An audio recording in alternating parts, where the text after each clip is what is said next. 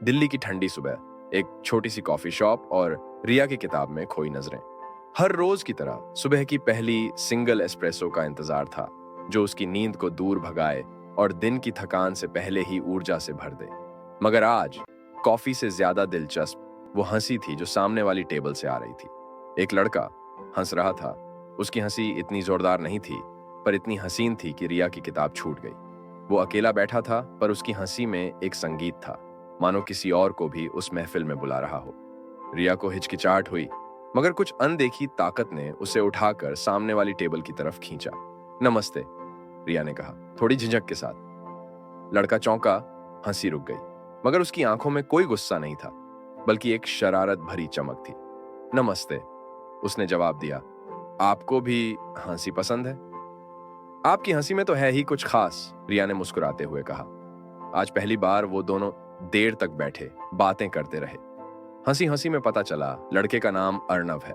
वो एक लेखक है और उस कॉफी शॉप में हर सुबह एक खास कहानी लिखता है। रिया हैरान हुई। कहानी? वो भी कॉफी की वजह से? अर्णव ने मुस्कुराते हुए कहा, कभी कभी हाँ। वो सुबह की पहली धूप, वो उठती भाप, वो लोगों की अलग अलग बातें, सब मिलकर एक कहानी बनाते हैं। उस दिन उनकी पहली कहानी बनी, कॉफी की सुगंध के बीच बुनी गई। अगले दिन वो फिर मिले, फिर से उसके बाद भी। हर सुबह एक नई कहानी, एक नया किस्सा। कॉफी अब सिर्फ पेय नहीं थी, वो उनके मिलन का बहाना, कहानियों का जरिया। एक सुबह रिया आई, लेकिन अर्णव नहीं था। उसकी टेबल पर सिर्फ एक खाली कॉफी का कप और एक कागज का टुकड़ा रखा था। उस पर लिखा था, मेरी कहानी का हीरो बदल गया है, अब किताब तुम्हारी है। रिया चौंक गई, समझ नहीं आया। वो हर रोज आई, अर्णव का इंतजार किया, मगर वो नहीं लौटा। हताश होकर उसने वो जगह पूछी जहां वो रहता था। वहां जाकर पता चला अर्णव लेखक नहीं था, बल्कि एक मरीज था जिसे कुछ ही दिन बाकी थे। दुनिया रिया के लिए धुंधली हो गई। उस रात उसने कॉफी बनाई, वही एस्प्रेसो, ठीक उसी तरह जिस तरह अर्णव बनाता था। सुबह वो फिर से कॉफी शॉप गई, इस बार अपने लैपटॉप के साथ। उसने लिखना शुरू किया, अर्णव की कहानी, उनकी कहानी।